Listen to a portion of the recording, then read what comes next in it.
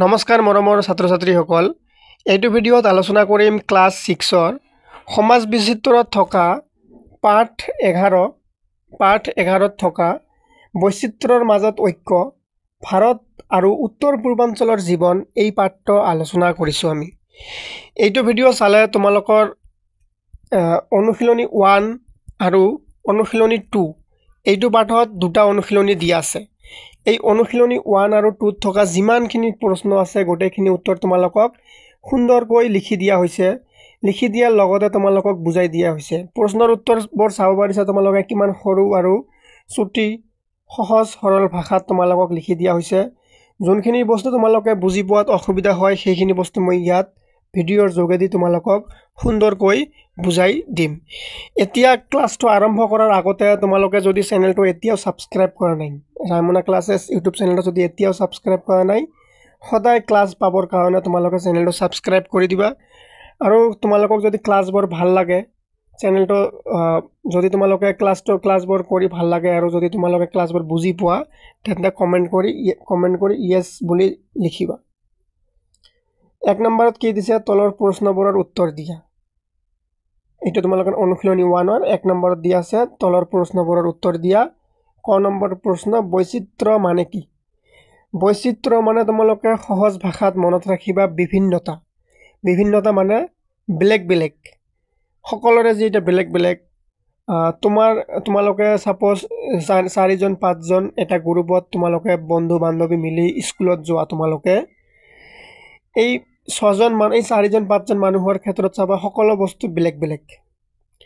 কাৰোবাৰ কাপোৰ পিন্ধাৰ ষ্টাইল বেলেগ, কাৰোবাৰ খোৱাৰ ষ্টাইল বেলেগ, মানে কাৰোৰ লগত কাৰোটো নিমিলে, কিন্তু সকলো বস্তু বেলেগ বেলেগ। আমাৰ হেয়াৰ ষ্টাইল বেলেগ, মানে আমি যে আমাৰ চুলিৰ ষ্টাইলটো বেলেগ বেলেগ থাকে।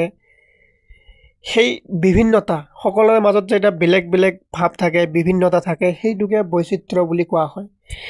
কিন্তু এই কিতাপতো তোমালোকৰ নিজৰ মাজত বিভিন্নতাখিনি লিখিলে নহ'ব। ইয়াত কি লিখিব লাগিব, মানুহৰ মাজত থকা জাতি, ধৰ্ম, ভাষা, খাদ্যাভ্যাস, আচাৰ ব্যৱহাৰ, উৎসৱ পাৰ্বণ আদিৰ ভিন্নতাক বৈচিত্ৰ্য বুলি বোলা হয়।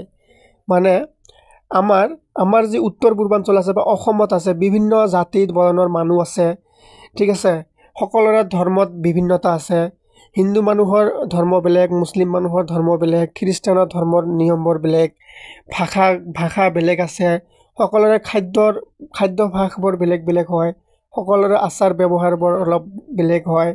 উৎসৱ পাৰ্বণবোৰ বেলেগ হয়। এনেকৈ যি ভিন্নতা আছে, এই ভিন্নতাক বৈচিত্ৰ্য বুলি কোৱা হয়। একেবাৰে ইজি হয়, বুজিলা এইটো তোমালোকে। এতিয়া ঐক্য মানে কি?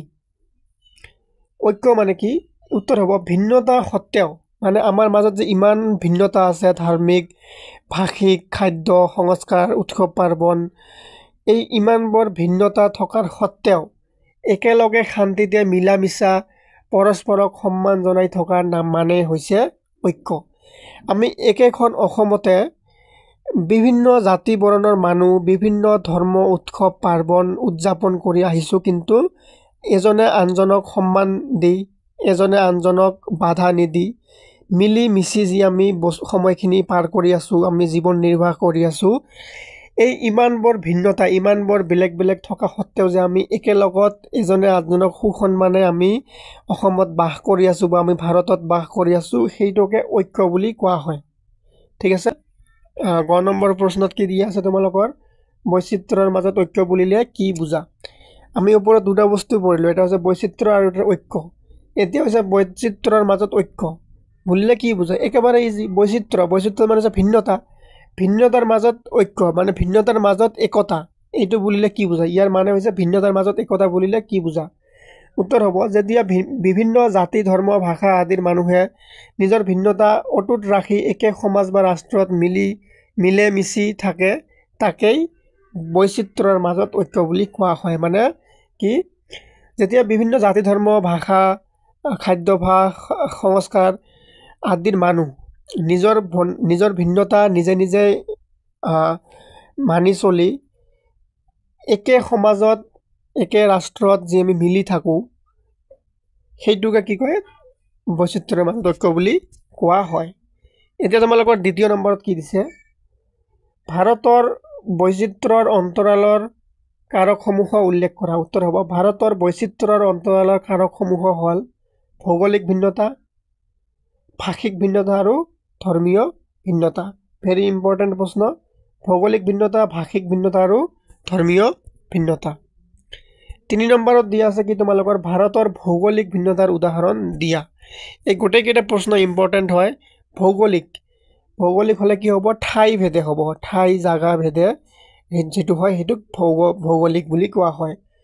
উত্তৰে সুউচ্চ হিমালয়, দক্ষিণে বিশাল মহাসাগৰ, পূবে অধিক বৰষুণৰ অঞ্চল, পশ্চিমে বিশাল মৰুভূমি, পৰ্বত, সমতল, উপকূলীয় অঞ্চল আৰু ঘন বনাঞ্চল। এইবোৰ হৈছে আমাৰ কি ভৌগোলিক ভিন্নতা।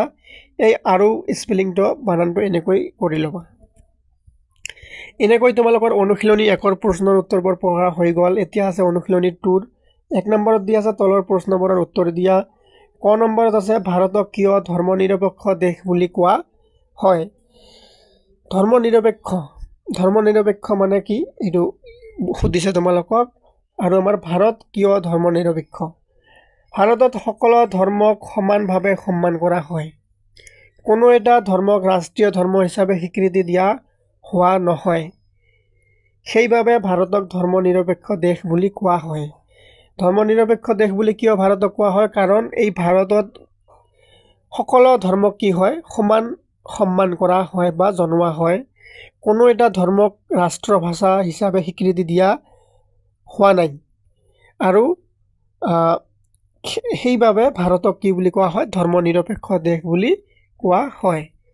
খ নম্বৰ প্ৰশ্ন মকৰ সংক্ৰান্তিৰ সময়ত পালন কৰা দুটা উৎসৱৰ নাম লিখা।